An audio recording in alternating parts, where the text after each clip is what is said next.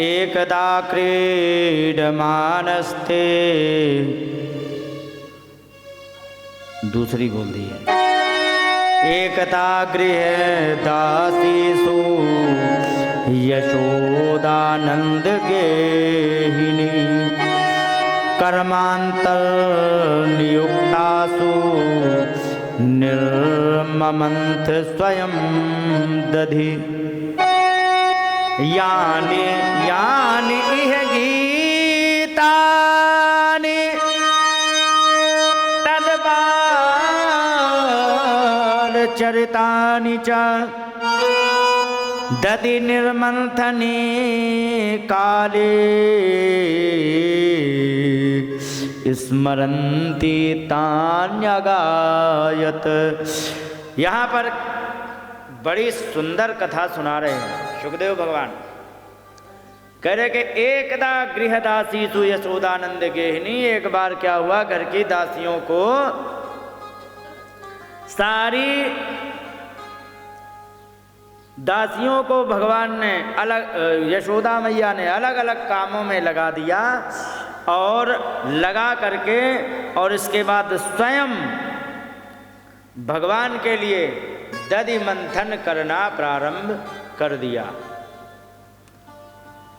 लेकिन यहाँ एक बड़ी सुंदर बात कही गई, ये भी ध्यान रखो। मालूम है क्या?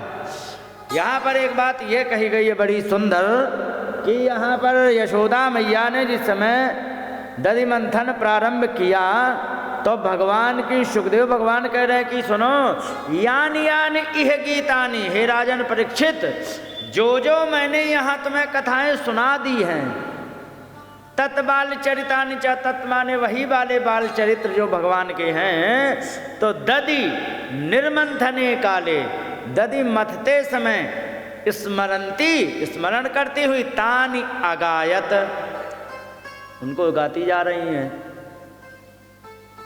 सच बताना, जब तुम रोटी बनाती हो तो तुम क्या गाती हो? हैं? कुछ नहीं, वो वाला नहीं गाती हो कि मिलो न तुम तो हम घबराए, नहीं गाती।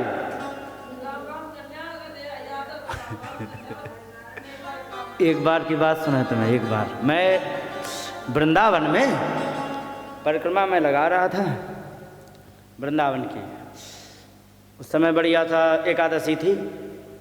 तो एकादशी में तो ये स्थिति, किसी भी एकादशी में यदि तुम कोई वृंदावन गए तो अटल्ला चुंगी पड़ता है वहाँ पर, तो वो रोड जाम हो जाता है एकदम। क्यों? इधर से वाहन आ रहा है, इधर से परिक्रमा जा रही, बिल्कुल क्रॉस बनता है, तो रोड बड़ा भयंकर जावा। ऐसे ही परिक्रमा चल रही थी तो एक पास में गांव है, पानी गांव, ठीक है। तो जैसे ही मैं सोहम आश्रम से प्रारंभ करता था तो थोड़ा आगे चले तो दो लड़कियां मिल गईं, परिक्रमा लगा रही थी। दो लड़कियां मिल गईं तो वे सीधे वहाँ से निकल के और कालीदय होते भय और सीधे आगे सुदामा कुटी होते भय, पानी घाट होते भय, वहाँ तक जब तक गए तब तक कम से कम 1-1.5 घंटे आगे पीछे रहीं, कभी हम आगे कभी वो आगे कभी। तब तक उसने 1950 से लेकर के 2010 तक के सारे फिल्मी गाने सुना डाले, समझे। और कहने क्या आई थी? परिक्रमा। यही होता है, सही गाइडेंस ना मिले, हालांकि उनका दोष नहीं है। क्यों? लड़कियां बच्चियां थीं, बहुत ज़्यादा रही होगी, 16-17 की बच्चियां थीं, समझदारी नहीं थी उनकी।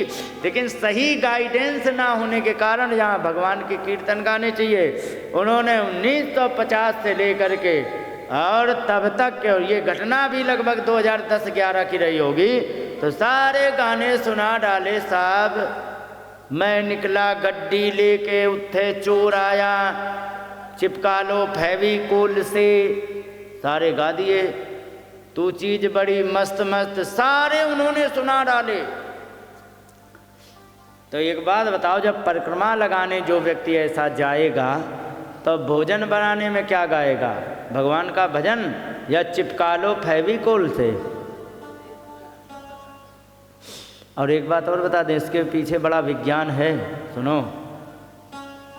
बहुत काम की एक बात हमें याद आ गई, अब बता के ही पीछा छोड़ेंगे क्योंकि ये बहुत आवश्यक है। ध्यान रखना माता जी, जिस भावना को लेकर के तुम भोजन बनाने बैठ जाओ, ठीक है,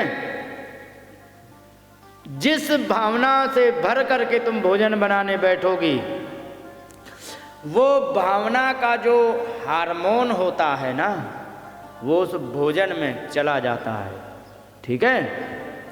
और वो भोजन अगर जो हार्मोन के माध्यम से भोजन में वो हार्मोन चला गया है, वो भावना चली गई है, तो ध्यान रखो जो भी भोजन करेगा उसको वही एक्टिवेट कर देगा जो हार्मोन गया है।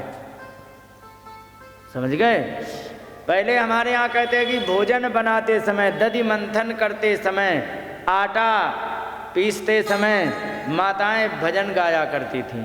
मैंने तो अपनी तब छोटे छोटे थे, नानी गोद में ले लेती थी, कभी तंग भी बहुत करते थे नानी को, तो वे भजन गाया करती थी सवेरे से।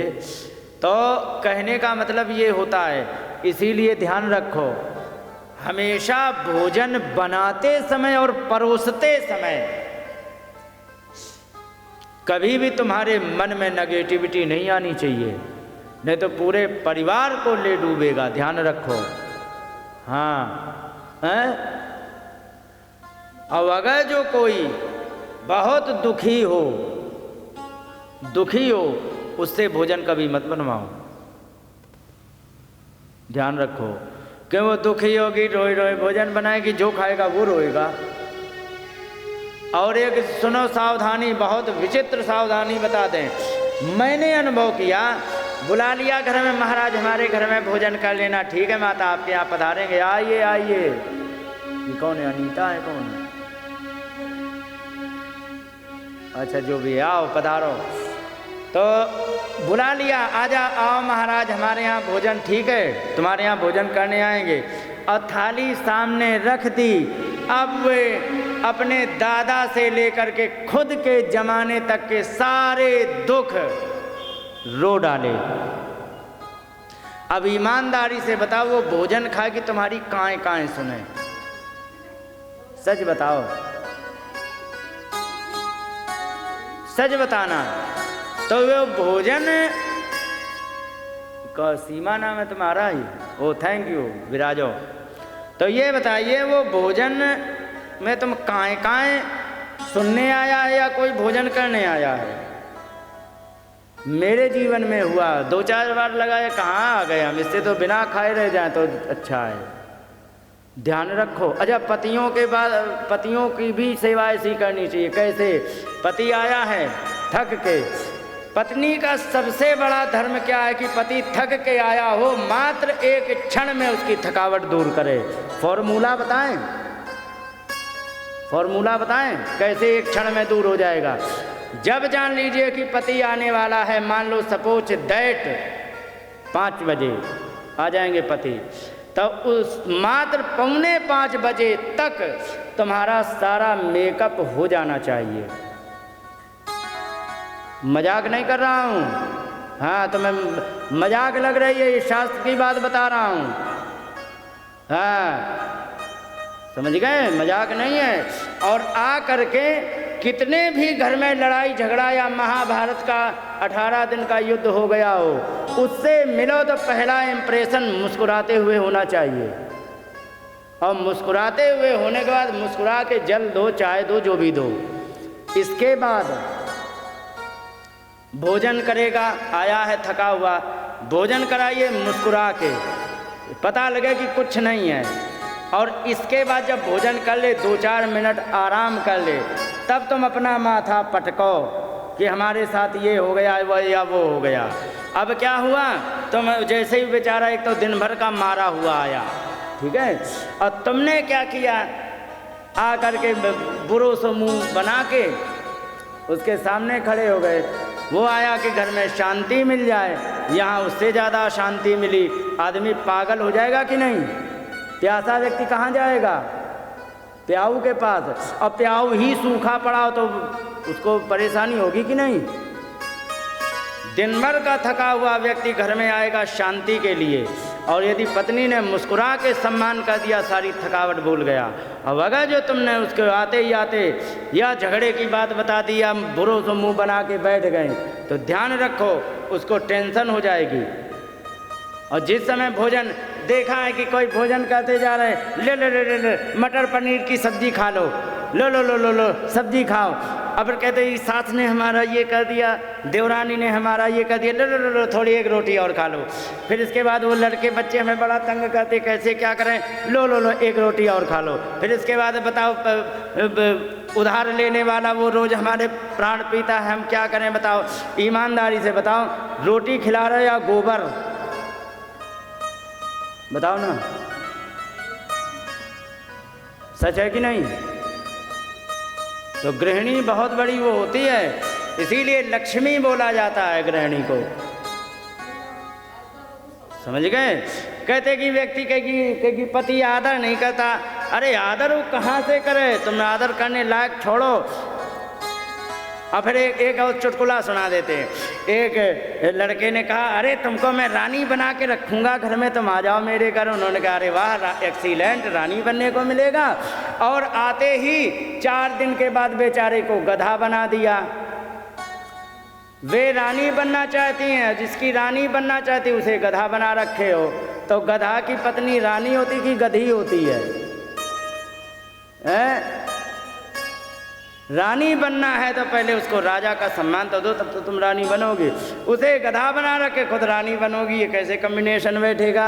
हालांकि चुटकुला ही है लेकिन है बड़ा सार्थक। तो ये चीज़ का ध्यान रखो, एक एक चीज़ बड़ी माइक्रो लेवल। इस भागवत के अंदर एक एक चीज़ को हम ईमानदारी से विस्तार कर दें तो 6 महीना लगेंगे भागवत करने में। यदि एक एक शब्द को यदि तरीके से कह दें, बहुत मोटिवेशनल ग्रंथ है, हर चीज़ में मोटिवेट करेगा ये तुम्हें। हर चीज़ में तुम्हें जियोग्राफी इसमें मिलेगी, एस्ट्रोलॉजी इसमें मिलेगी, और क्या कहते हैं वो मेल फीमेल रिप्रोडक्शन सिस्टम इसमें सारा लिखा हुआ है। पूरा एटलस इसमें छपा हुआ है। बताओ क्या करोगे, पूरे का पूरा इसमें सब दिया है। तरीके से यदि कथा करना शुरू कर दें, ईमानदारी से 6 घंटे लगेंगे, 4 घंटा पर डे के हिसाब से। तो कह रहे कि यानी यानी इह गीतानी, जो जो मैंने यहाँ पर तुम्हें सुनाए हैं, तत्बाल चरितानि चा, वे सारे के सारे बाल चरित्रों को दधि निर्मंथने काले, दधि निर्मंथन करते समय स्मरंती तान अगायत, उसका स्मरण करते हुए तान अगायत, उनको गायन कर रही हैं। ध्यान रखो, भोजन बनाओ। आजकल तो काम ही नहीं बचा। इनके ज़माने में बताओ कहाँ काम बचा है काम? नहीं तो तुम अपने बचपन को याद करो। तुम्हारी अम्मा 4 बजे जगती थी, क्यों माता जी? तुम्हारी अम्मा 4 बजे जगती थी, सबसे पहले चकिया चलाती थी, तो पूरे घर को पीस के खिलाती थी कि नहीं? और जैसे ही खाने पीने भर को हो गया तो गाय भैंस के लिए भी पीस के खिलाती थी। इसके बाद जैसे ही पीस के तैयार किया, तुरंत लेकर के मटकी बैठ गई, घमर घमर वहाँ पर चलने लगा, होता था कि नहीं? और ये करते करते बच जाते थे पूरे के पूरे 7 बजे बेचारी जाती थी, तब तक उजाला हो जाता था। तब तो गोबर डालती थी, फिर सानी चारा करती थी, स्नान करते करते भोजन बनाते बनाते उनको 12 बज जाते थे। 4 बजे से लेके 8 घंटे कंटिन्यू लगती थी कि नहीं? सच कह रहा हूँ कि ये उड़ी उड़ाई बातें हैं, सच है। अब इनके ज़माने में कहाँ काम बचा है? इनके ज़माने में और इनके ज़माने में क्या चटनी पीसना है? अच्छा ठीक है, चटनी पीसना है, सारे काट के उल्टे सीधे टमाटर झोंक दिए इसमें मिक्सी में, और मिक्सी में डाल के बटन दबाई, खुर्र बट गई चटनी, बन गई चटनी। खाओ पियो मौज लो, है कि नहीं? कौन दुखी है?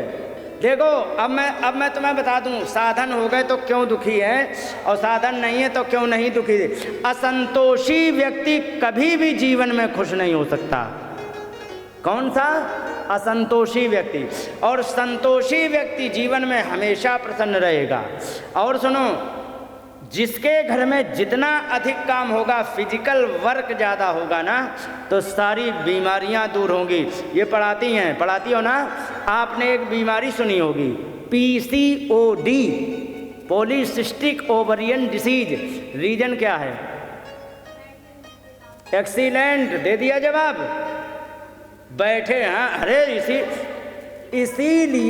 इसीलिए तो इन जैसे के सामने बैठ करके कथा करने में आनंद आता, क्योंकि जो इसमें लिखा है इनको अच्छी तरह समझा सकते हैं। पॉलीसिस्टिक ओवरियन डिसीज जो होती है, PCOD, ये केवल इसलिए होती है फिजिकल वर्क ना होने के कारण, हार्मोनल डिसबैलेंस होने के कारण। एस्ट्रोजन एंड्रोजन हार्मोन इनबैलेंस हो जाते हैं, होता है कि नहीं? Estrogen and androgen hormone imbalance हो जाएंगे तो पॉली माने बहुत अधिक, जहाँ एक ओवम बनना चाहिए वहाँ लाइन लग जाती है, और काम के एक और नहीं होते कि नहीं। यही बीमारी है ना, कोई और कुछ तो नहीं है। और जब काम के एक और नहीं, ओवम बहुत बन गए, बच्चा कहाँ से हो बताओ? और जब एक बनेगा तो परिपक्व बनेगा, उसी से प्रजनन होता है। और ये हो क्यों ना है? अब इसके पीछे कारण सुन लो। इसके पीछे मात्र और मात्र कारण क्या है? बच्चे को तुमने खूब नहला धुला के बढ़िया से तैयार करके और उसको भोजन पानी बांध करके और उसको भेज दिए, जाओ बच्ची पढ़ाओ। दरवाज़ा से बाहर निकली, बस में आके लद के चली गई, वहाँ बैठ गई आराम से, वहाँ पर गई, उन्होंने वहाँ छोड़ दिया विद्यालय में। विद्यालय में 10 कदम चले, आ गई क्लास, पहुँच गए। यदि बाई चांस छत पर भी जाना है तो कहो, वो क्या कहते हैं, स्लाइडर होता है, लिफ्ट या स्लाइडर, इनका इस्तेमाल कर लिया, वहाँ फिजिकल वर्क ख़त्म। इसके बाद सवेरे 10 बजे से लेके 4 बजे तक जो भी टाइम टेबल हो, आई डोंट नो, तो वहाँ बैठे रहे, वहाँ से फिर लाद के घर में छोड़ दिए, तब तक हो गई शाम। थोड़ा बहुत टीवी कार्टून वगैरह देख लिया और इसके बाद खाया पिया, होमवर्क किया, सो गए, और फिर वही रूटीन वर्क चल रहा कि नहीं? कोई फिजिकल वर्क नहीं। अब इनके ज़माने में तो पढ़ने जाओ चाहे डिग्री तोड़ने, गोबर तुम्हें डालना है तो डालना है। हम ये भोगे हैं तब हम जानते हैं। सच है कि नहीं? एक और डिसगाइड तो नहीं किया मैंने, सच है। यही बातें हैं, इसलिए माता सुखी नहीं है। और शरीर कब सुखी होता है मालूम है? एक चीज़ और बता दें, जब फिजिकल वर्क अच्छा होता है ना तो डोपामाइन रिलीज ज़्यादा होता है, गावा रिलीज ज़्यादा होता है, समझ रही हो ना? और जब डोपामाइन रिलीज ज़्यादा होगा तो बताओ वो खुश होगा कि नहीं? तो सुखी है। और जिसका डोपामाइन ही मर गया है तो उसको फिर नेगेटिविटी आएगी, फिर वो दुखी होगा, मुंह लटका के बैठ जाएगा पिटे जैसा। तो इसलिए फिजिकल वर्क जब होता है तभी सारी चीज़ें, सारे सिस्टम सही रहते। बोलिए गोविंद भगवान की जय। यानी यानी इह गीतानि तत्बाल चरितानि च दर्दि निर्मंथने काले स्मरंती तान्यगायत। यहाँ पर कह रहे हैं कि यानी यानी इह गीतानि, जो जो मैंने यहाँ पर परीक्षित जी तुम्हें सुना दिए हैं ना बाल चरित्र, तो उनको सबको दधि निर्मंथने काले, दधि मंथन करते समय स्मरंती, याद करती हुई, तान अगायत, उनको गा रही हैं यशोदा मैया। तो इतने में क्या हुआ? लाला ने सोची माता बड़ा ध्यान से, बड़े ध्यान से हमारी लीलाओं का गान कर रही है, इनकी समाधि लग गई है। देखें समाधि कच्ची है कि पक्की। और धीरे से चुपके से आए तो यहाँ लिखा है गृहीत्वा दधि मंथानम न्यषेधत प्रीतिमा वहन। एक बात बताएं, आपने कभी कभी कोई काम किया होगा, जैसे कि चक्की चला रही बड़े ध्यान से, ठीक है ना? मान लो कोई काम कर रही हो, अब पोता आके गले में लिपट जाए, प्यार आता है कि गुस्सा है? क्या आता है? नहीं, छोटा सा पोता है, आ गया 2 साल का, लिपट गया गले में, तो प्यार आएगी कोई गुस्सा? प्यार ही आएगा। यहाँ पर यशोदा मैया बड़े ध्यान से स्मरण कर रही हैं, उनका उच्चारण कर रही हैं लीलाओं का, और दधि मंथन चल रहा है, ठीक है, दधि मंथन चल रहा, उन्हें पता ही नहीं है। तब तक धीरे से आए, घुटने बल चल के और पकड़ ली। अब जब उन्होंने खींचा, वो क्या कहते हैं, रई तुम्हारे यहाँ बोलते, दधि मंथानम, वो जो है रई, उसको तुरंत पकड़ लिया, न्यषेधत, रोक दिया, प्रीतिमावहन। बच्चा जब प्रेम ज़्यादा करेगा ना तो क्या कहेगा, मम्मी हमें दूध पीना, कहेगा कि नहीं, सोई मैया, हाँ हाँ आओ आओ आओ। मैया ने कही कि छत में दूध पीना, जाओ रोहिणी मैया से ले लो। नहीं मैया, हमें गैया को दूध नहीं पीनो, कहीं फिर हमें तो मैया को दूध पीनो, तो रोहिणी मैया कहाँ से देंगी। उन्होंने कहा अच्छा तुम्हें यही करना है, कोई बात नहीं।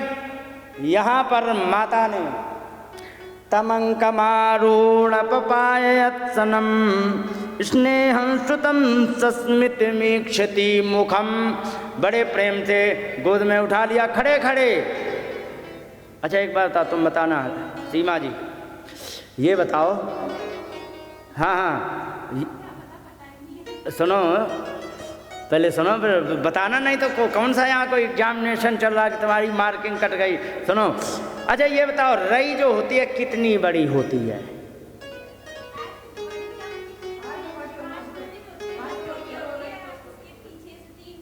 नहीं नहीं लंबाई बताओ, बाकी हमें तुम तो उसका नक्शा बताओ। बाकी 2-2.5 फुट से ज़्यादा नहीं होगी, यही है मॉडर्न ज़माने की समस्या। मथानी होती थी 6 फीट की, समझ गए? तो मैं आज की कथा सुना रहा हूँ क्या, तुम्हारी जय हो जाए। हाँ 6-7 फीट की होती थी तुम्हारे ज़माने में, आजकल तो दूध ही नहीं है। एक बार बताओ, 15 लीटर दूध दही है, ठीक है, उसको करना है, इतनी बड़ी मथानी से चल जाएगा? 7 फीट की होती थी, बांधी जाती थी उसमें, और ऐसे खड़े खड़े, क्योंकि झुकोगे कितनी देर, खड़े खड़े ऐसे खींचते थे, समझ गए? अरे छोटी में नहीं होता, बड़ी होती है। तो वहाँ पर खड़े खड़े यशोदा मैया, मोटी ताजी, खड़े खड़े यशोदा मैया मंथन कर रही थी। लाला ने कहा कि हमें दूध पीना, उन्होंने तुरंत वहीं खड़े खड़े गोद में लेकर के, और यहाँ पर लिखा है अपायत स्तनम, दूध पिलाना शुरू कर दिया। स्नेहम सस्मित मीक्षति मुखम, और स्नेह से, प्रेम के कारण, स्नुतम, ये विज्ञान आपको समझ में आए कि ना आए मैं नहीं कह सकता हूँ। इतना माता को प्रेम आ रहा था कि उनका दूध झर रहा था प्रेम से। ये प्रेम था भगवान के लिए। ये तभी अनुभव हो सकता, हो निश्चित जाएगा, ऐसा कुछ नहीं है। जब प्रेम इतना उबाल मारने लग जाए तो ये स्थिति आती है। तो यहाँ पर लिखा है कि स्नेह स्नुतम, स्नेह के कारण स्नुत माने टपक रहा है दूध। सस्मित मीक्षति मुखम, मुस्कुराते हुए, ईक्षति मुखम, मुख को देख रही हैं। फिर क्या हुआ कि इतने में आ गई कोई, कहने लगी अरे मैया देखो तो, बताओ, अरे तुम दूध रख के आ गई हो चूल्हे पे, क्योंकि हाँ वो गिरने लगा, अरे दूध गिरने लगा। लाला खड़े खड़े तो वैसे ही लिए थी। अच्छा एक बात बताओ, सच बताना, लाला को तुम गोद में लिए हो, ठीक है, और इतने में पता लगा कि रसोई घर में दूध उबल के गिरने लगा, ठीक है, क्या करोगी? लाला को फेंकोगी या दूध को निकल जाने दोगी? दूध को बचाओगे, लाला को? हाँ, तो तुम्हारी जैसी थी मैया, को ये अलग थोड़ी थी, लाला को फेंक दियो। हाँ, लिखा है कि अतृप्तम उत्सृज्य जवेन सायजौ, अतृप्त, पूरा पेट भी नहीं भरा, उत्सृज्य छोड़ दिया, जवेन माने दौड़ के गई। और क्यों गई? क्योंकि उस शिच्य माने पयसी त्वधित्रिते, क्योंकि दूध उबल के गिर रहा था तो लाला को फेंक दिया, पेट भी नहीं भरा, भाग गई। हाँ, लाला को गुस्सा आ गई, संजात कोपास्फुरितारुणाधरः संदष्ट तद्भि तदिमंथ भाजनम। और बड़ी तेजी से गुस्सा आई, मैया ने हमें देखो दूध पीते हुए पटक दिया। लाला कह रहे हैं मुझको दूध पीते हुए पटक दिया। और उनको बड़ी गुस्सा आई, और गुस्सा आई तो उन्होंने क्या किया, वो दधिमंथ भाजनम माने दही जिसमें चलाया जा रहा था वो बर्तन, और उसको क्या किया उन्होंने, भित्वा मृषासुर दृषदस्मना रहो। और उसी बर्तन को दृषदस्मना माने वो जो पीसने वाला पत्थर होता है, हाँ पीसने वाला पत्थर वहीं बगल में नमक मिर्च पीसने वाला वहीं रखा था, उन्होंने मारा, भटाक से फूट गया। जगास हय्यंगवमंतरंगता, और वहां पर खाने लग गए। और वहां पर जाकर के एक जगह हय्यंगव माने जो ताजा ताजा मक्खन निकला था, एक मटकी थोड़ी थी, एक दो का निकल चुका था। रोहिणी मैया भी लगी थी, जो नया निकला था वही गाय का पीला पीला मक्खन निकाल खाने लग गए। अब माता लौट के आई, थोड़ा दूध बचाने गए थी, यहाँ पर आए, पूरे आंगन में सफ़ेदी छाई, सफ़ेदी नहीं गुलाबी छाया हुआ है। क्यों? दही का रंग कैसा होता है? सफ़ेद की और कोई?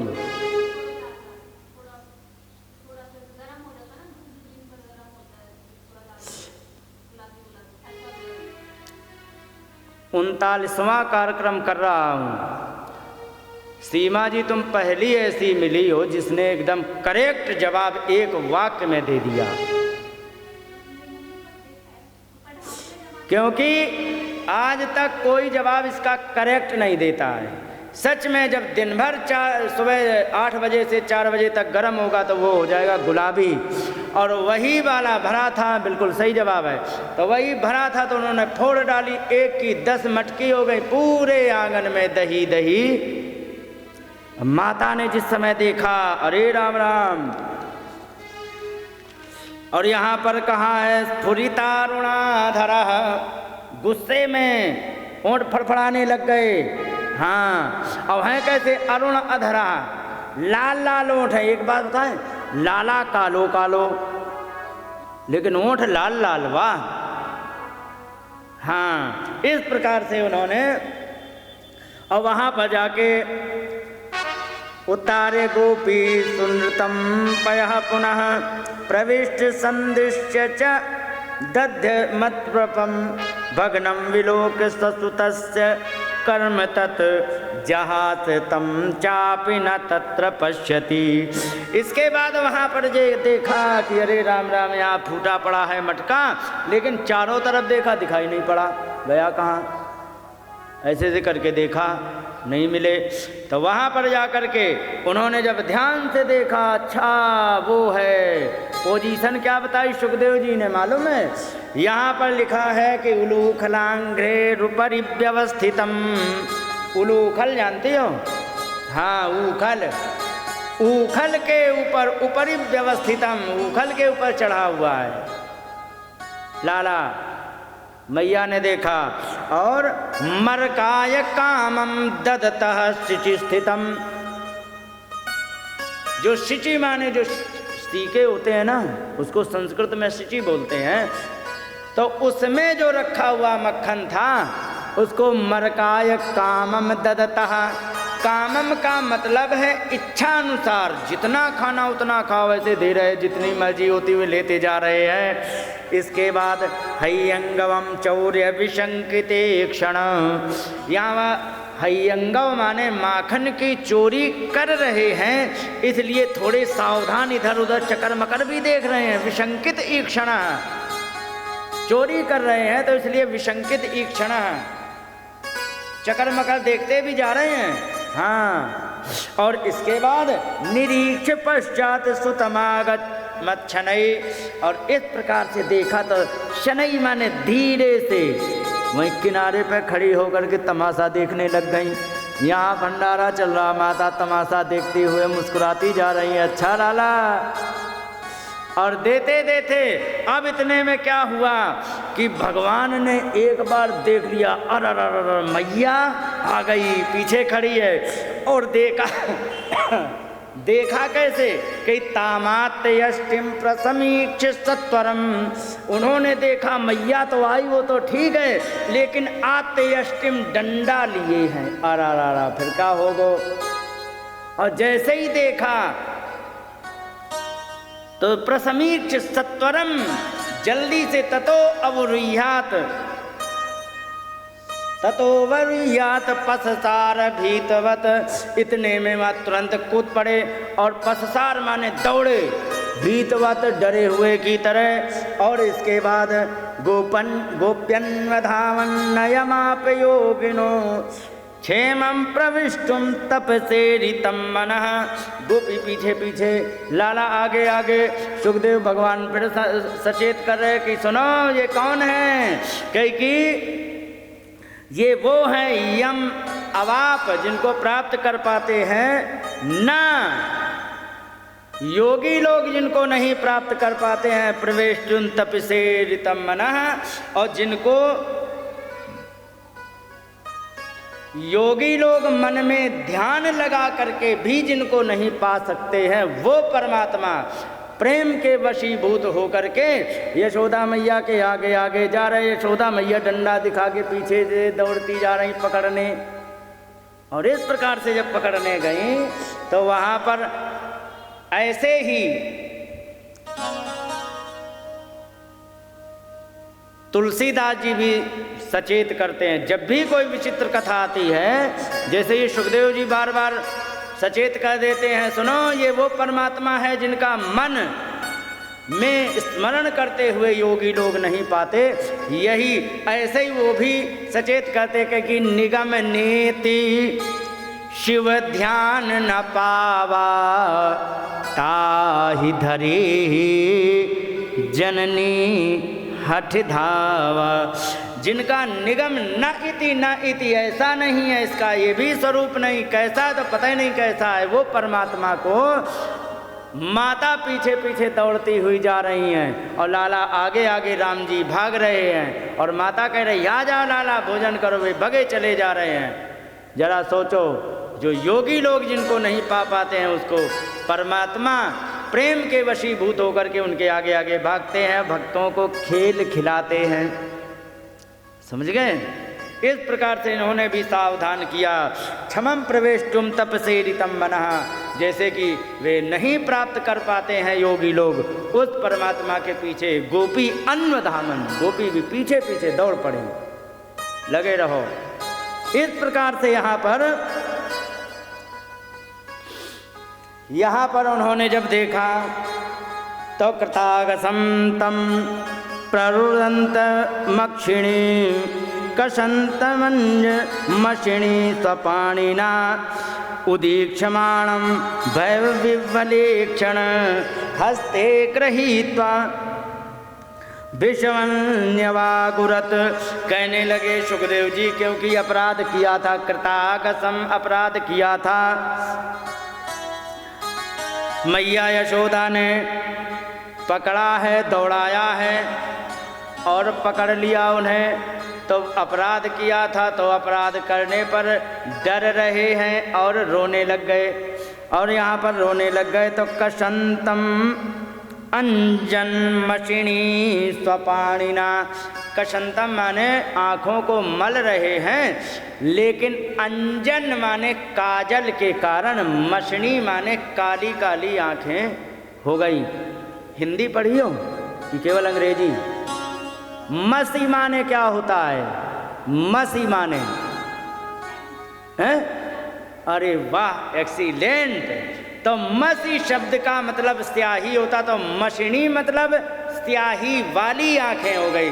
तो काजल लगी हुई जब स्याही वाली आंखें होंगी तो काली काली होंगी कि नीली? तो वही बात वास्तव में पढ़ी लिखी है। हम एक टीचर की बात करते हैं, बोलने की तमीज नहीं, क्या बात कर दी। ये टीचर है, हम प्रिंसिपल को झाड़ के आए हैं, नाम बता दें कहो तो, समझ गए? हाँ, हाँ, क्या बात कर दी, हद हो गई। टीचर का मतलब नहीं है, मैं तो कुछ भी नहीं, मैं तो फटीचर भी हूँ, मैं कुछ नहीं। लेकिन फिर भी ज्ञान जो होता है ना, वो जो डिग्री या पोजीशन पर नहीं डिपेंड होता है। 12 की ढाणी में प्रिंसिपल रह के रिटायर 55,000 रुपये पेंशन पा रहे हैं, उनको भी भागवत सुनाई थी, लेकिन करेक्ट आंसर वो भी नहीं दे पाते थे।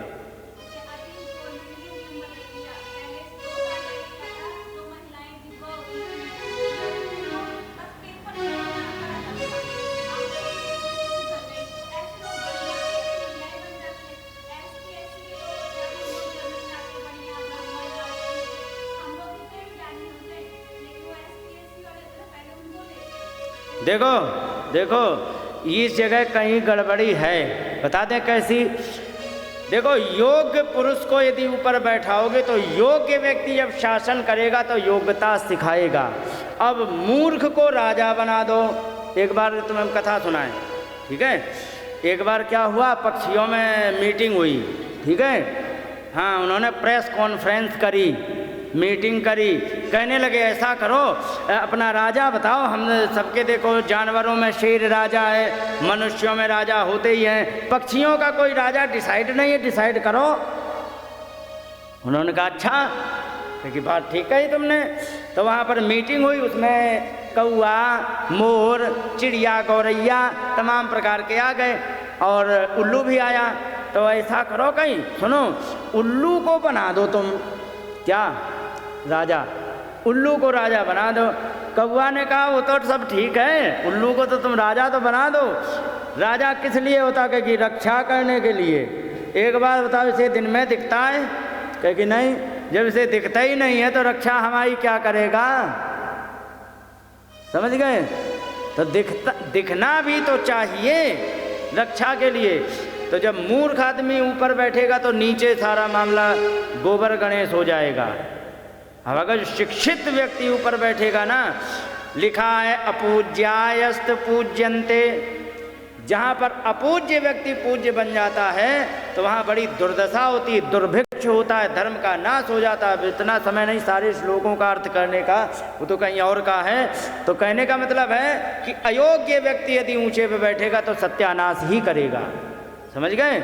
हाँ, अयोग्य व्यक्तियों ने तो विद्यालय तक खोल लिए हैं, तो राम जी के नाम पर तो बस स्टार्ट नहीं हो रही है। और जैसे ही ईसु ईसु बोलने लग जाओ, जो भी कहते हैं उनको, ईसा मसीह का, उनका नाम लिया तो बस स्टार्ट हो गई। ये सब तमाशा चले हैं भारत के अंदर, तो मैं क्या बताऊं, तुम तो सब जानते ही हो, समझ गए। हाँ, तो ये मूर्ख आदमी जब होगा तो ऐसे ही तमाशा करेगा। तो ये चीज़ें हैं। तो यहाँ पर मशीनी काली काली हो गई हैं आँखें, स्वपाणिना अपने ही हाथ से मसल रहे थे। और इसके बाद उदीक्षमाण भय विह्वलेक्षण, आँखें ऊपर को करके देख रहे हैं, क्योंकि भय से विह्वल ईक्षण, भय से डरी हुई आँखें हैं। और हस्ते गृहीत्वा विषमन्त्यवा गुरत, हाथ पकड़ करके डांटने लगे, क्यों रे ऊधम करता है। और एक बात और बता दें, माता के हाथ में कितनी भी गुस्सा हो माता, लेकिन लाला हाथ में आ गया, वो रोने लग गया पहले से, तो पहली बात तो माता वार करेगी नहीं, ठीक है। और बाई चांस गुस्सा नहीं रुकी, वार कर भी दिया तो बच्चे से पहले माता रोती है, होता कि नहीं, मैंने देखा है। माता के आंसू झरते जा रहे, उसको थप्पड़ कर दिए, घूंसा मार दिए, वो रो रही हैं। अब पिटे हैं लाला, रो रही माता। तो माता ऐसी बड़ी दयालु प्रवृत्ति की। अब जब इतना डरा हुआ देखा माता ने, तो लाला को मारने की योजना कैंसिल कर दी। और जब मारने की योजना कैंसिल कर दी तो त्यक्त्वा यष्टिम सुतम भीतम विज्ञायान भगवत्सला, कहने लगे कि जैसे ही डरा हुआ देखा तो उस यष्टि माँ ने छड़ी को त्यक्त्वा फेंक दी। और फेंक करके, क्योंकि बच्चे को भीता है विज्ञाय, भीतम विज्ञाय, डरा हुआ जान करके, क्योंकि अर्भक वत्सला, बच्चे से बड़ा प्रेम करने वाली है माता। और इसके बाद ये शिकिलतं बद्धुम दामना तद्वीर्य कोविदा। सुखदेव जी ने फिर से को इशारा कर दिया कि माता ने बांधने की योजना बना ली, और बांधने की योजना से रस्सी ले ली। क्यों बांधने की योजना बनाई? सुखदेव भगवान कह रहे परीक्षित जी सुनो, क्योंकि अवीर्य को वीर्य अकोविदा, वीर्य माने पराक्रम को, अकोविदा जानती नहीं है, समझती ही नहीं है कि लाला हमारा है क्या प्राकृतिक बच्चा है या पर ब्रह्म परमात्मा जो सृष्टि को चलाने वाला है, वो आज हमारे इशारे पर नाच रहा, नहीं जान पाई। और इस प्रकार से उन्होंने बांधने की योजना बनाई। और सुखदेव जी ने कहा सुनो, नान चातर बहिर्यस्य न पूर्व नापि चापरम पूर्वापरम बहिर्चांतर जगतो योच जगच्चयः, जिसके ना तो भीतर कुछ है, लिखा है ना च अंतर, अंदर कुछ भी नहीं, ना बहिर्यस्य, जिसके बाहर भी कुछ नहीं है, लेकिन ना जिसका पूर्व है ना पर है, ना आदि है ना अंत है। सीधे समझ गए। और इसके बाद सुनो, यहाँ लिखा है बहिरंतर जगतो योच जगच्चयः, जो जगत के बाहर जो परमात्मा है और जो जगत के अंदर परमात्मा है, उस परमात्मा को नहीं समझे, बात अभी नहीं समझ पाए ना, मैं समझाता हूँ। देखो, जो परमात्मा ना तो अंदर है ना बाहर है। अच्छा, कितने लोग मानते कि मेरे आत्मा के भी अंदर परमात्मा है? कितने लोग मानते हैं? कोई एक आध? सब मानते हैं। तो यदि तुम्हारे अंदर भगवान है तो क्या सामने नहीं है? तो सामने भी है। तो उसे ना तो तुम अंदर मानो ना बाहर मानो, या तुम अंदर भी मानो तो बाहर भी है, या फिर इस संसार से परे मान लो, ठीक है? तो इस संसार में भी है। जिनमें संसार है या जो संसार में, दोनों बातें हैं। बड़े माता जी, ये वेदांत का विषय है, ऐसे नहीं समझ में आएगा। ये तो तभी इसका ट्रीटमेंट हो सकता है जब आईसीयू में लगातार कंटिन्यू भर्ती रहो। तुलसीदास जी कहते हैं कि तबहि होए सब संशय भंगा, जब बहुकाल करिए सतसंगा। हिंदी जानते हो तो चौपाई तो समझ जाती होंगी स्पष्ट। जब बहुत समय तक आप सत्संग करोगे तब ये बातें समझोगे, समझे? हाँ, इसलिए ये वेदांत का विषय है। तो गोपी को लूखल दामना बबद्ध प्रकृति यथा, उन्होंने, गोपी ने दाम माने रस्सी से उनको बांधने का प्रयास किया। और यदासीत दपि नूनम, रह गया ऊपर, हाँ लिखा है, ऊपर वाला है, अभी तो पीछे का आ गया। यहाँ लिखा है द्वंगुलो नूनम भूतेन संदधे आद्य गोपिका। और जैसे ही वो रस्सी ली, बांधने का प्रयास किया, 2 अंगुल ऊनम अभूत। समझ गए? ऊन माने क्या होता है मालूम है? ऊन माने, हाँ, वही वाली ऊन जिसका स्वेटर बनता है। अच्छा, उसका क्या मतलब होता है? जनी जननी मानहु जिय ऊना, तुम ते अधिक राम कर दूना। सुनिए, पढ़िए ना सबने चौपाई सुंदरकांड की। हाँ, तो यह ऊना का मतलब क्या है?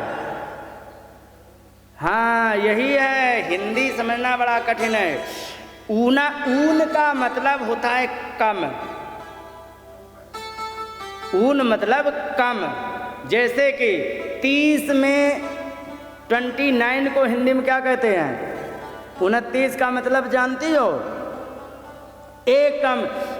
29 है, ऊन माने कम, 30 माने 30 से। इसी को यदि उसमें संस्कृत में कहने लगे तो एकोना विंशति, एकोना त्रिंशति, त्रिंशति माने 30, एक ऊन, ठीक है? एक कम हो जो 30 में, वो है संख्या।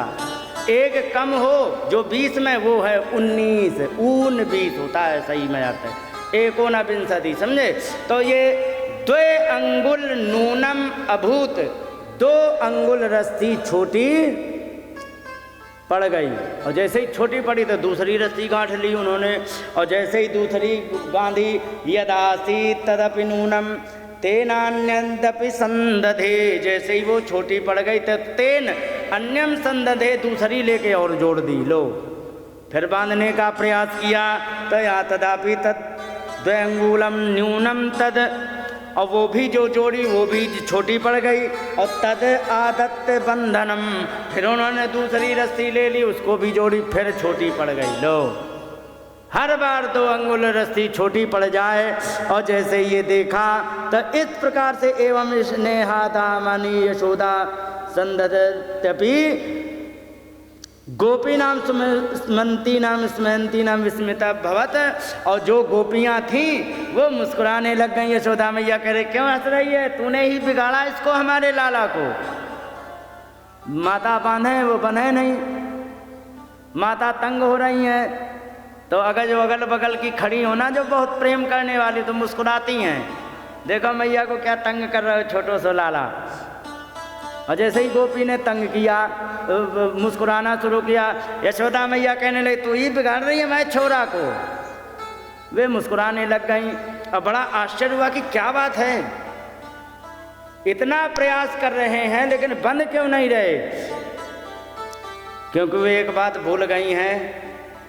रामचरितमानस में इसका उत्तर कांड में 119 नंबर पर शायद दोहा है कि जो चेतन को जड़ करे, जड़ ही करई चैतन्य, अस समर्थ रघुनायक ही, भजहि जीव ते धन्य।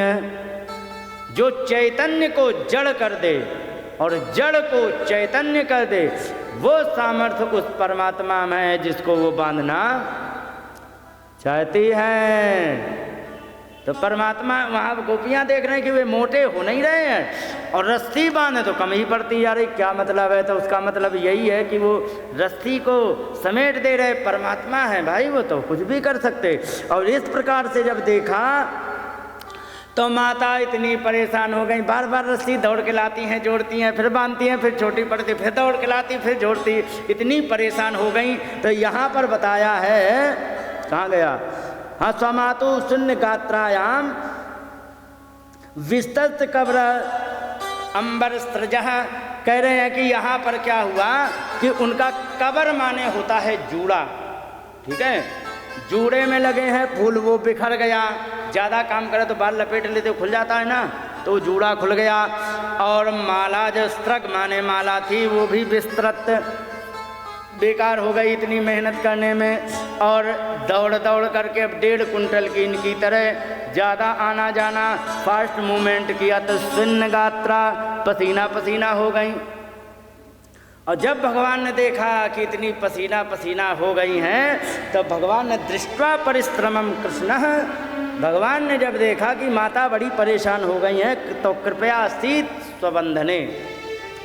तब भगवान ने सोचा कि अब तो माता को बड़ा तंग कर लिया, अब तो बंद ही जाना। लाला के पकड़ के, जब लाला ने ही संकल्प कर लिया बंधने का, तो बंध गई और बांध दिया उखल में, चल तुझे ऐसे ही बंधा रहेगा। माता चली गई काम करने। और जैसे ही माता काम करने गई तो यहाँ पर क्या हुआ कि लाला ने सोचा कि अब एक और उधारी चुका दी जाए। समझे? किसकी? नलकूबर मणिग्रीव। यहाँ पर यमलार्जुन, आपने यमलार्जुन सुना है ना? यमलार्जुन का मतलब क्या होता है? नहीं जानते? ठीक है, एक्सीलेंट। सही उत्तर बताने वाला भी हमें उतना प्यारा होता, तुरंत जवाब देने वाला भी उतना प्यारा होता। क्यों मालूम है? क्योंकि उसने ना किया, अपनी बात कह दी कि हमें नहीं आता, अब हम बताएंगे। यमल माने होता है जोड़ा, है ना। और अर्जुन माने 2 अर्जुन के पेड़ खड़े थे। हाँ, अर्जुन माने यमलार्जुन का मतलब यमल अर्जुन, अर्जुन के 2 पेड़ खड़े थे। और सोचा कि ये भी है, इनका भी, इनकी उधारी चुकानी है। नारद जी ने जो कह दिया था, तो इनकी भी उधारी चुका दी जाए। तो यहाँ पर भगवान यहाँ पर कह रहे कि नेमं विरिंचो न भवो ना श्रीरंगप्य संश्रया प्रसादम ले बिरे गोपी यत्तत्प्राप विमुक्तिदात। देखो सुखदेव जी फिर सावधान कर रहे हैं, कह रहे कि सुनो, न इमं विरिंचो न भवो, इनके प्रसाद को न विरिंच माने ब्रह्मा जी ने ये प्रसाद पाया, ना भवो शंकर भगवान ने नहीं पाया, ना स्त्री लक्ष्मी जी ने प्रसाद नहीं पाया। कि कौन सा, कई प्रसादम ले भिले गोपी, वो कृपा प्रसाद जो गोपी पा रही है वो कहाँ गया, हाँ, तत्प्राप विमुक्तिदात, उसको मुक्ति पाने वाला जो होता है वही पा सकता है। वो प्रसाद आज गोपी पा रही है, क्यों? प्रेम के वशीभूत होने पर। और बांध करके चली गई। अब इन्होंने क्या, उखल में बांध दिया था तो उखल को गिराया और गिरा के घसीटना शुरू किया, और शुरू करके यहाँ पर सारी बातें इसमें क्या कहें, और भी तो लिखा ज्ञानी नाम चात्म भूता नाम यथा भक्ति मतामी है, वो छोड़ो, अब हो गया, बहुत हो गया। और इसके बाद कहने लग गए यहाँ सुखदेव जी कि वे जा करके अर्जुन, हाँ मुस्कुरा क्यों नहीं माता, क्योंकि हमारी बात पे होगी आपस में। अच्छा ठीक है, एक्सीलेंट, हाँ आपस में ही लगी रहो। पुराणार्ध शापेन वृक्षतां प्रापितो महात नलकूबरमणि ग्रीवाविति ख्यातौ श्रियान्वितौ। कहने लगे कि दो वृक्ष पड़े थे ना, पुरा नारद शापे ने, पहले नारद जी ने शाप दे दिया था, वो दोनों वृक्ष बने हुए वहीं खड़े थे नंद बाबा के यहाँ। तो तुरंत कहने लगे, अरे अरे महाराज, गुरुदेव गुरुदेव, इतनी शॉर्टकट मत मारो। फिर अरे कि हमें बता दीजिए।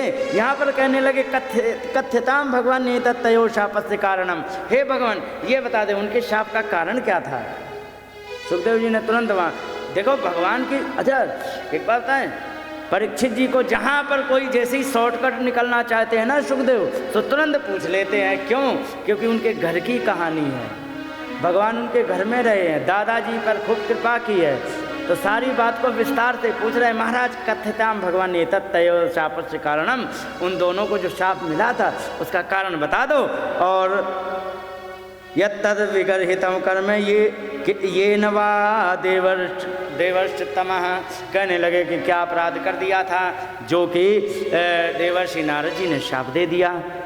तो सुखदेव जी कहने लगे सुनो, इसका कारण ये था कि एक बार ये आ गए और आ करके हिमालय पर्वत की तरफ नल कुबर मणिग्रीव, जो दोनों लड़के थे कुबेर के, ये आकर के देवियों अप्सराओं को साथ में लेकर के वहाँ विहार करने लग गए। और वहीं गंगा जी देखी, चलो सोचा नहा लिया जाए। सबने कपड़े उतार दिए, एक एक कपड़ा सबने उतार दिए, और क्योंकि चारों तरफ सुनसान था, सब ने कपड़े उतार के साइड में रख दिए। अप्सराओं ने भी और उन्होंने दोनों ने उतार के कपड़े नहाने लग गए।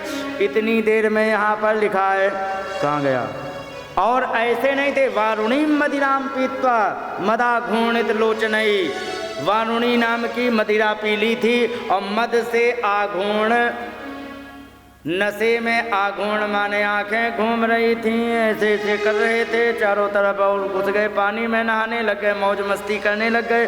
और इसके बाद यहाँ पर आ गए तब तक नारद जी, और जैसे ही नारद जी आए तो अधिष्ठिताम तद्देवर्षि भगवान तत्र कौरव, हे कौरव परीक्षित जी, वहाँ पर नारद जी आए। और नारद जी जैसे ही आए तो देवियों ने जैसे ही देखा, अरे नारद जी आए, नारद जी आ गए, तो उन्होंने देखते ही तम दृष्ट्वा व्रीडिता देव्य विवस्त्रा शाप शंकिता, उन्होंने जैसे ही देखा तो सारी की सारी देवियाँ व्रीडिता माने बड़ी लज्जित हुई, और शाप न दे दें इस शंका से उन्होंने क्या किया कि वह शांति परियदूर शीघ्रम, जल्दी जल्दी कपड़े पहन लिए। लेकिन विवस्त्रौ नैव गुह्यकौ, वे दोनों ठूंठ जैसे खड़े रहे। ठूंठ समझती हो क्या होता है? एक्सीलेंट, जिसकी डालें काट दी गई, ठूंठ खड़ा हो, बिल्कुल ठूंठ जैसे खड़े रहे, बिना तौलिया तक नहीं लपेटी, विवस्त्रा निर्वस्त्र खड़े रहे। नैव गुह्यकौ, वे दोनों ने कपड़े नहीं पहने। तब यहाँ पर नारद जी को बड़ी गुस्सा आई। तौ दृष्टवा मदिरा मत्तो श्रीमदांध सुरात्मजो, वे सुरमा ने कुबेर के जो पुत्र थे उनको देख करके और उनको नारद भगवान ने अनुग्रह करने के लिए, उन पर कृपा करने के लिए, उनका नशा उतारने के लिए उन्होंने क्या किया कि उनको शाप दे दिया। और क्या कहा जरा सोचो, बड़ा बढ़िया। यहाँ पर जो धन के घमंडी होते हैं ना, उनके लिए इतनी बढ़िया बातें कही गई हैं कि इसके लिए अगर जो इसको कोई ना संस्कृत जानता हो तो वो लिख के धर ले, बड़ा अच्छा रहे। इतनी बढ़िया बातें यहाँ कही गई हैं। यहाँ कहा गया या नान्योजताम जोश्यान बुद्धि भ्रंशो रजो गुणा श्रीमदादाभिजात्यादिव यत्र स्त्री दूत आसवम। कहने लगे कि देखो तो धन के अभिमान का इतना बड़ा दोष है कि अन्य किसी भी बात का इतना बड़ा दोष नहीं होता है। चाहे जाति का अभिमान हो, चाहे रूप का अभिमान हो, ये कोई भी अभिमान इतना बड़ा अभिमान नहीं होता है जितना बड़ा धन का अभिमान होता है। और धन के अभिमान से क्या होता है कि दूत जुआ खेला जाता है, स्त्री किराए वाली, समझ गए, हाँ, वे आने लग जाती हैं। और आसवम राधे राधे भी होता है, समझे। एक बार बताओ, राधे राधे जब होगी तो चखना चाहिए होगा कि नहीं, है ना। तो अगला श्लोक क्या कह रहा है ये सुन लो कि हन्यते पशुवो यत्र निर्दयरजितात्म भी, उन अजितात्म भी, उन इंद्रिय लोलुप धन के अभिमानी लोगों को फिर क्या चाहिए, क्या करते हैं कि हन्यते पशुवो यत्र, मुर्गा काटते हैं और उनको खा जाते हैं, क्योंकि निर्दयी ही, दया नहीं होती है उनके अंदर। अजितात्म भी मन्यमानैरिमाम देहम अजरम मृत्युम नश्वरम। क्यों उन्हें काटते हैं मालूम है? इसलिए काटते हैं कि ये तो मुर्गा है, इसकी क्या औकात है, ये बकरा, इसकी क्या औकात मेरे आगे, हम तो इंद्र हैं साक्षात, हमारा कौन क्या बिगाड़ लेगा। अपने आप को मन्यमानम इमाम देहम अजरम, इस देह को अजर मानते, माने कभी बुढ़ापा नहीं आएगा, ऐसा मानते हैं। और जबकि है कैसी, मृत्युम नश्वरम, जबकि ये नश्वर शरीर है। नश्वर का मतलब हर क्षण तुम्हारा शरीर मर रहा है। मर रहा कि नहीं, ईमानदारी से बताओ। किसी दिन 5 साल की गुड़िया थी, आज 60 साल की बुढ़िया हो गई, नष्ट हो रहा है कि नहीं। नित्य प्रति जिस दिन से जन्म हो गया है और आज तक शरीर प्रत्येक दिन मर रहा है। उदाहरण दे दें, एक बार बताओ, जयपुर से दिल्ली ट्रेन जाती है, ठीक है, और जयपुर से दिल्ली के लिए ट्रेन जाती है, खड़ी है जयपुर स्टेशन पर, और जयपुर से चलने लग गई, ठीक है, तो दिल्ली पास हो रही कि दूर, पास आ रही ना धीरे धीरे, और जयपुर पीछे छूट रहा है, छूट रहा कि नहीं। तो अपने जीवन के 2 ही स्टेशन हैं, सबसे पहला तो हो चुका, अगला स्टेशन बाकी। हाँ, बीच में छोटे छोटे ब्लॉक हट, ब्याह हो गया, बच्चे हो गए, पोते हो गए, छोटे छोटे ब्लॉक हट आएंगे, लेकिन वो स्टेशन नहीं है। आखिरी स्टेशन मृत्यु का है। तो जन्म का स्टेशन छूट गया तो यात्रा कहाँ की जा रही है बताओ।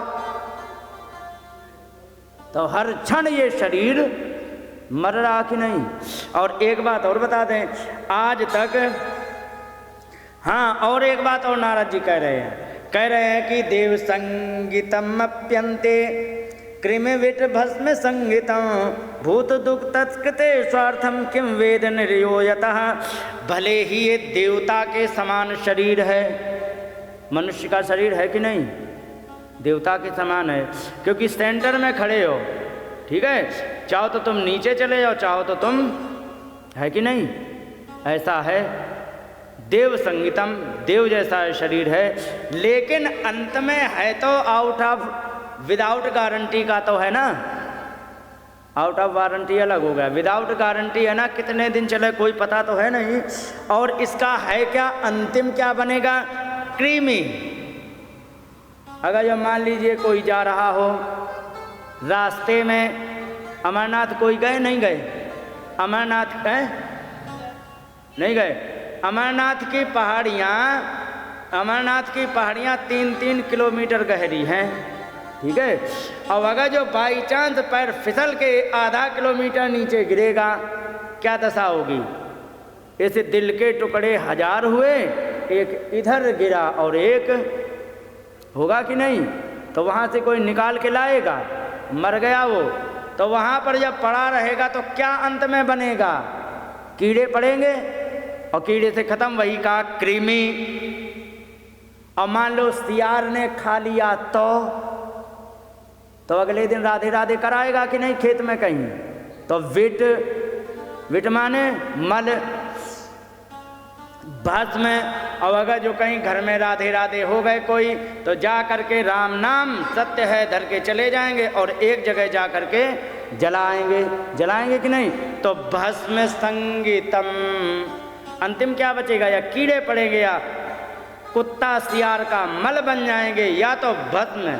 इसके अलावा क्या बचेगा बताओ। इतना सब हो करके भी इन्हें ये पता नहीं है कि धन के अभिमान में इतने मतवाले हो जाते कि दूसरे जीवों की हत्या करने लग जाते, यही पेट भरने के लिए। और क्या होता है, हाँ, भूत दुख तत्कृते स्वार्थम किम वेद निर्यो यतः। कहने लगे कि ऐसा अनिश्चित बिना गारंटी का शरीर पाके भी लोग प्राणियों से द्रोह कर देते हैं।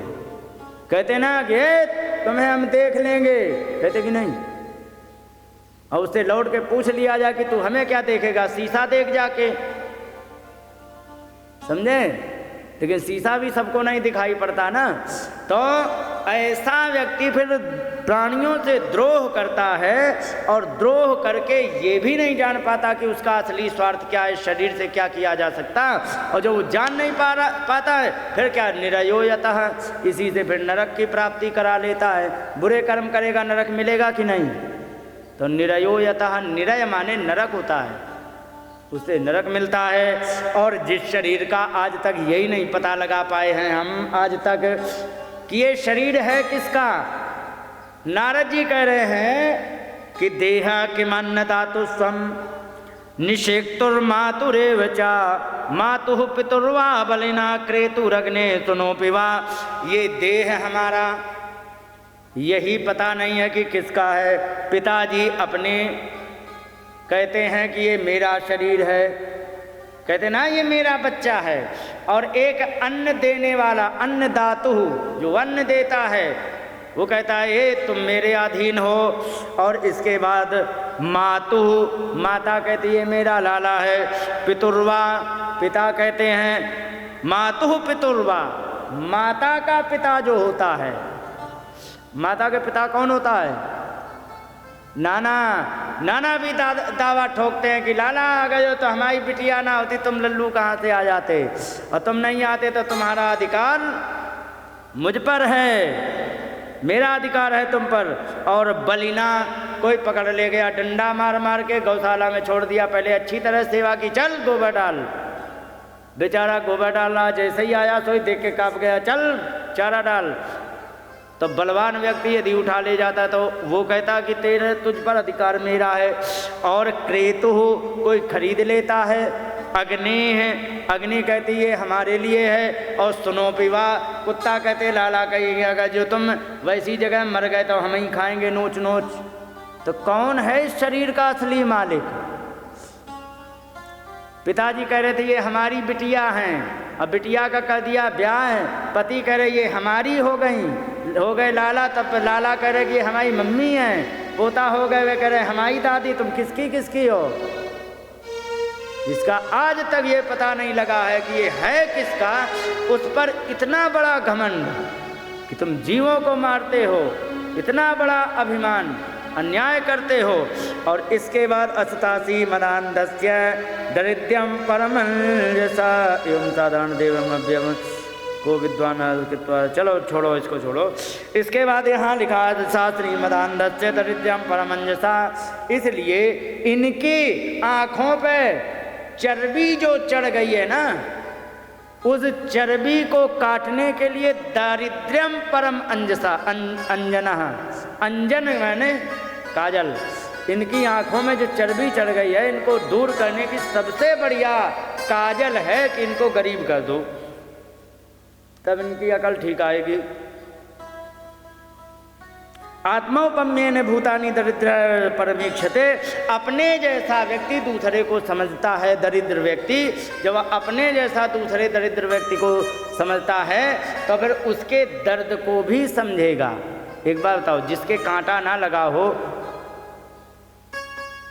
तो वो क्या दर्द समझेगा दूसरे के कांटे को। एक बात और बता दें, ईमानदारी से बताना, आप लोग सोच के पढ़ी लिखी खूब हो। अब तुम ये बताओ, जब तुम्हें भूख लगी हो तब तुम भोजन बढ़िया परोसोगी या खुद खा चुकी हो तब भोजन बढ़िया परोसोगी?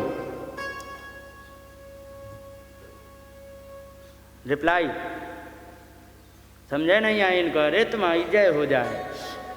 जैसे रिश्तेदार बैठ गया हो, हैं? सुनो तो, अभी तुम भी नहीं समझे। रिश्तेदार तुम्हारे यहाँ आया, ठीक है, और उस समय तुमने भोजन कर लिया है, तो उस समय तब तुम्हें ज़्यादा बढ़िया परोसने में लगेगा, उसको अच्छी तरह भरपेट भोजन करा पाओगे, या तब जब तुम्हें खुद लगी हो भयंकर भूख उसे करा रहे हो? क्या विचार है? खा के फिर कराओगे? उत्तर गलत है, उत्तर गलत है, ऐसा कुछ नहीं है। पहले समझो, ध्यान रखो, जो व्यक्ति स्वयं भूखा वो परोस रहा हो, उसकी चाहे नाक तक रोटी आ गई हो, क्योंकि खुद भूखा तो उसे वो भूखा ही दिखता है, तो ज़्यादा भोजन कराएगा, तबीयत से भोजन कराएगा, क्योंकि उसे हमेशा भूखा दिखेगा चाहे वो खा के चला जाए। और जिसका पहले ही पेट भरा हो ना, उसने चाहे श्री गणेश किया हो, क्योंकि खुद का पेट भरा तो उसकी भूख का अंदाज़ा नहीं होगा। तो जो भूखे में भोजन परोसता है ना, वो ज़्यादा भोजन कराता है। ध्यान रखो, क्यों कराता? क्योंकि खुद उसे भूख का कष्ट हो रहा तो समझता उसको भी। यही बात यहाँ कह रहे, क्योंकि दरिद्र व्यक्ति खुद परेशानियों को झेल करके आया है, तो दूसरे के दर्द को वो अच्छी तरह से समझ गए। यही बात, हाँ, अरे समझ में नहीं आया तो काहे को फिर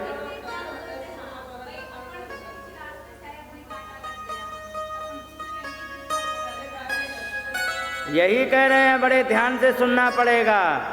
यहाँ पर लिखा है दरिद्र निरहं स्तंभो मुक्तः सर्व मदैरिह कृच्छ्रम यदीक्षे आपनोति तदहि तस्य परम तपः। कहने लगे कि यहाँ पर दरिद्रता जो होती है, जो दरिद्री व्यक्ति होता है, उसके अंदर घमंड नहीं होता है, और जब उसके पास घमंड नहीं होता है तो मुक्त सर्वमदई ही है, सारे अहंकार से रहित होता है।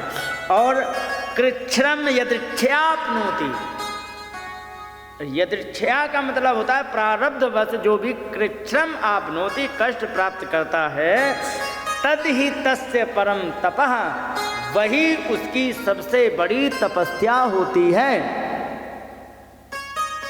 इसलिए भगवान गरीब कर देता है। और नित्यम क्षुच्छाम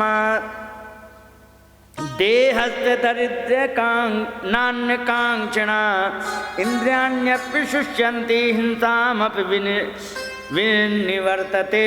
कहने लगे कि जो व्यक्ति होता है तो नित्यम क्षुच्छामा, क्षुत् माने भूख से, क्षामा माने कमजोर जो हो जाता है, तो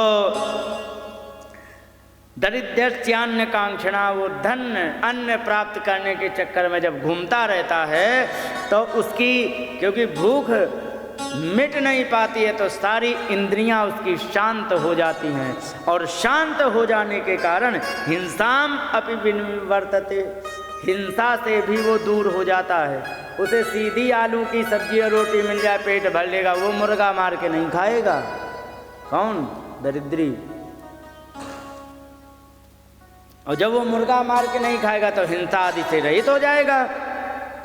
और इसी प्रकार से यहाँ पर कहा गया है कि दरिच्यन्ते साधवा समदर्शिना, जो साधु लोग होते हैं ना वो हमेशा दरिद्री को ही अपना चेला बनाते हैं। क्यों? क्योंकि दरिद्रता के कारण इंद्रियां तो वैसे ही उसकी नष्ट हो चुकी हैं। अब इसको जो हम आत्म मुक्ति का ज्ञान देंगे वो बड़े आसानी से पकड़ लेगा, क्योंकि धनी व्यक्ति जो होता है ना उसकी इंद्रियां ही नहीं कहे में होती हैं। और इसके बाद यहाँ पर कहा गया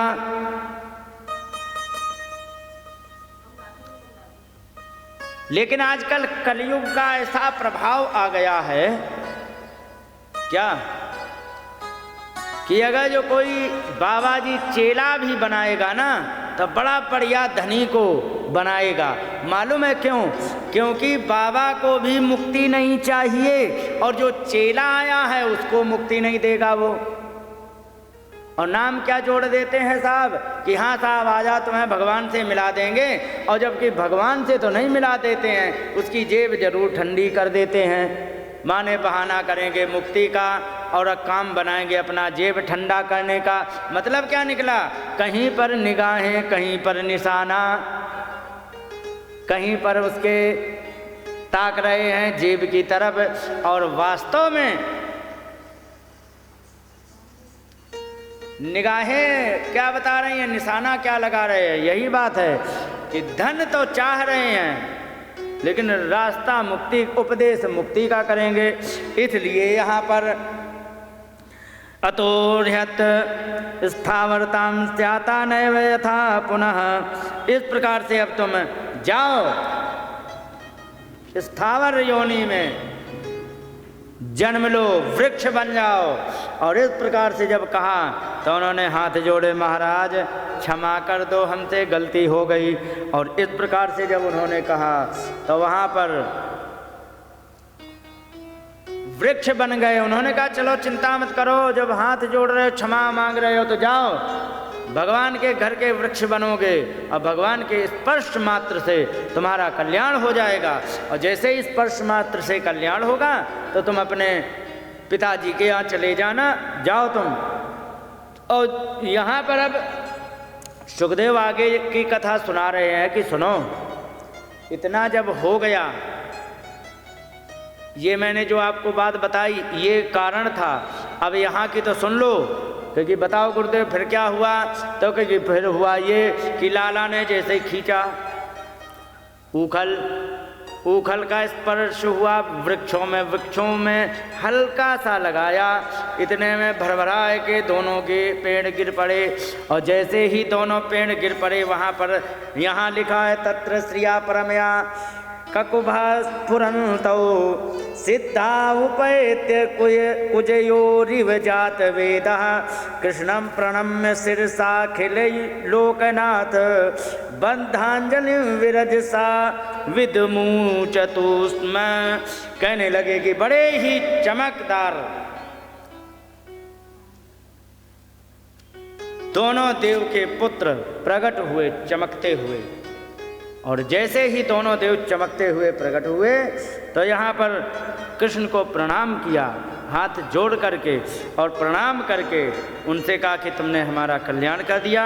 और इन्होंने यहाँ पर स्तुति की है। स्तुति में केवल नामों को मैं तुम्हें नमस्कार करता हूँ, मैं तुम्हें नमस्कार करता हूँ। और अंत में एक वरदान मांगा कि वाणी गुणानुकथनो श्रवणों कथायाम हस्तौ च कर्मस मनस्तौ पादयोर्नः स्मृत्याम शिरस्तौ निवास जगत प्रणामे दृष्टिम सततम दर्शनेस्तु भवत्तनूनाम।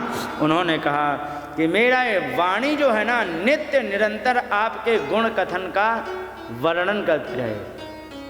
और इसके बाद श्रवणौ कथायाम, हमारे कान दोनों ये आपकी कथा में लगे रहे। हस्तौ च कर्मसु मनस्तव पादयोर्ना, हमारे हाथ आपका कर्म करने में लगे रहें। स्मृत्याम शिरव तव निवास जगत प्रणामे, हमारी स्मृति हे जगत के जगत जिनको प्रणाम करता है भगवान, आप स्मृति हमारी उनमें लगी रहे। दृष्टिम सताम, हमारी दृष्टि संत महात्माओं के चरणों में लगी रहे। दर्शनेस्तु भवत्तनूनाम, दृष्टि से संत महात्माओं का दर्शन होता रहे, और जो कि भवत्तनूनाम आपके ही शरीर हैं। ऐसे उन्होंने कहा, भगवान ने कहा कि अब तुम जाओ अपने पिताजी के यहाँ। इस प्रकार से यहाँ पर बड़ी ही सुंदर लीला का वर्णन सुखदेव भगवान ने करके सुनाया। बोलिए गोविंद भगवान की जय।